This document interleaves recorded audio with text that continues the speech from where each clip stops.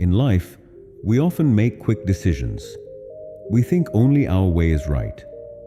We think if someone has a different opinion, then it must be wrong. But the truth is, every problem in life can have many solutions. So if we call someone wrong without understanding, or if we ignore their words, then it becomes the biggest obstacle in our own learning. In today's story, we will see how a little girl, with her simple answer, teaches us to think differently. She helps us understand that another person's point of view may not be wrong. So let's listen carefully to this story, because inside it, there is a priceless lesson for life. Once upon a time, there was a small, beautiful village. In that village lived a girl named Emily. Emily was very lively and cheerful. She spent her days playing with friends. With her small backpack on her shoulder, filled with books and notebooks, she went to school every day. Emily loved going to school, but she had a big problem with one subject, math. Whenever she tried to do math, she got confused.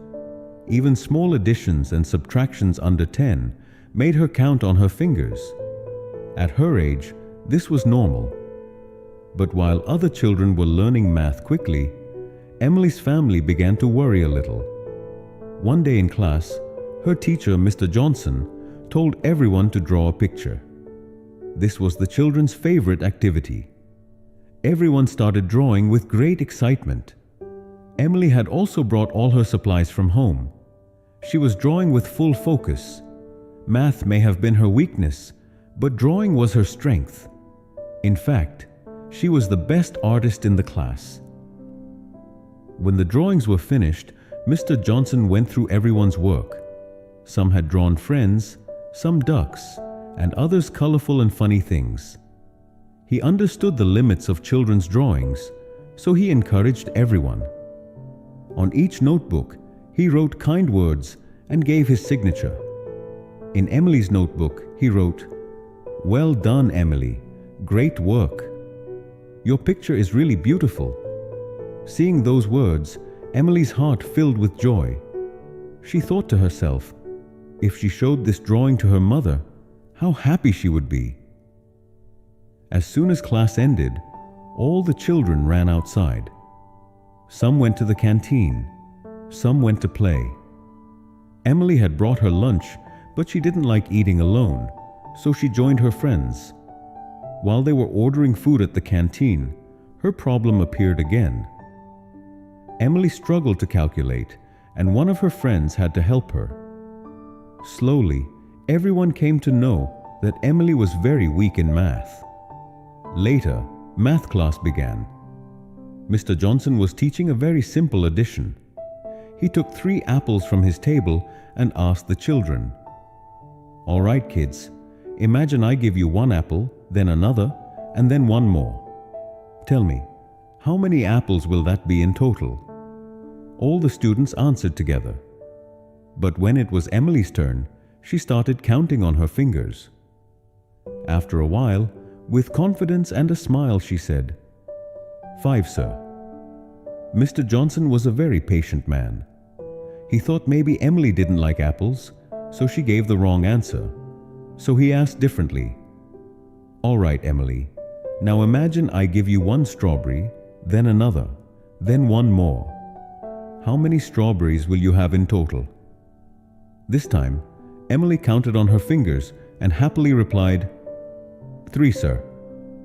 Hearing the correct answer, Mr. Johnson was pleased, but he went back to the apple question. "Now count the apples again. I give you 1 apple, then another, then 1 more. How many apples in total?" Saying this, he placed the apples in Emily's hand one by one. Emily, without hesitation, replied very simply, "4, sir." This time, Mr. Johnson's patience started to fade. He raised his voice a little and said, "You can count strawberries correctly, but why not apples? I only gave you 3 apples. Why do you keep saying 4?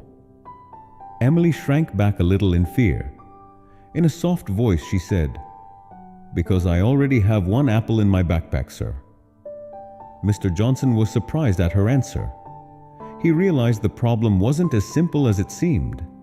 The student he thought was wrong wasn't entirely wrong after all. My friends, the same thing happens in our lives too.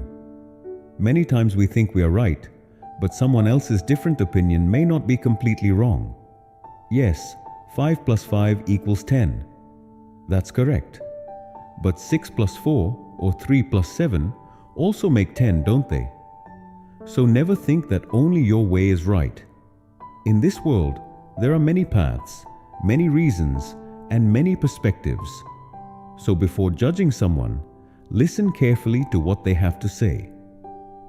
If you enjoyed this story, don't forget to like, share, and comment.